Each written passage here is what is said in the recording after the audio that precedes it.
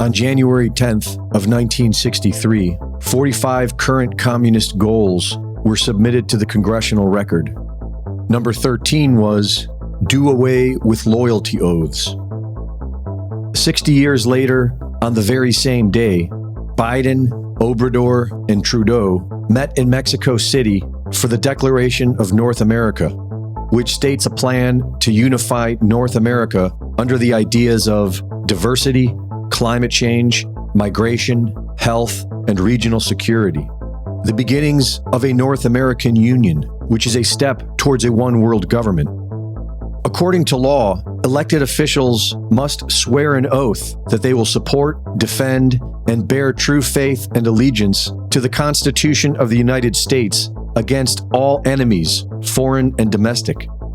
And through the Freedom of Information Act, U.S. Attorney Todd Callender, along with his team at Project Proper Oath, found that not a single member of the existing cabinet has a valid oath of office. U.S. Secretary of the Treasury Janet Yellen has no oath of office. U.S. Secretary of Defense Lloyd Austin has no oath of office and has also failed to register as a foreign agent, which is required due to serving on the boards and conducting international business with Raytheon, Nucor, and Tenet Healthcare. U.S. Attorney General Merrick Garland has no oath of office. U.S. Secretary of State Anthony Blinken has no oath of office. U.S. Secretary of Homeland Security Alejandro Mayorkas has no oath of office. U.S. Secretary of Transportation Pete Buttigieg has no oath of office. U.S. Secretary of Health and Human Services Xavier Becerra, responsible for declaring a national emergency during COVID, has no oath of office. Former Director of the Centers for Disease Control Rochelle Walensky had no oath of office.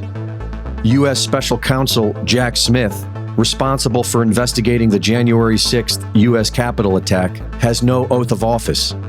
U.S. Attorney for the District of Columbia Matthew Graves, Chief Prosecutor of Jan 6ers, has no oath of office. Vice President of the United States Kamala Harris has no oath of office.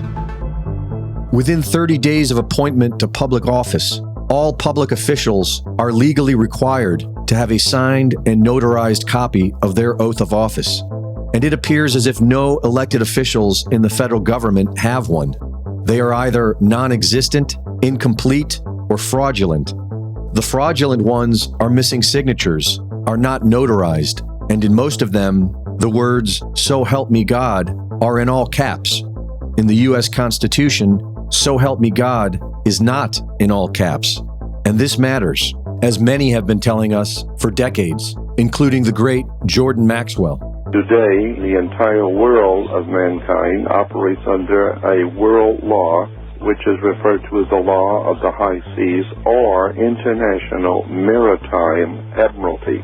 When you were born, you came out of your mother's water. Since you came out of your mother's water, you are a maritime product.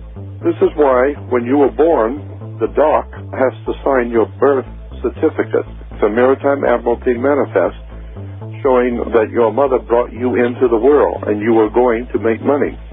Anything in this country, if it's a lawful legal document of any kind, your name must be, according to maritime law, be in all capital letters. Why? Because you do not own your body. You do not own yourself. All capital letters name implies that you are a maritime admiralty product. You are not a human. You're not a living entity. You are a product. You're a living entity person. The actual you is represented under law by upper and lowercase name. So you are a corporation whether you know it or not. But you are merely a subsidiary of a larger corporation called United States. This is the way the law works.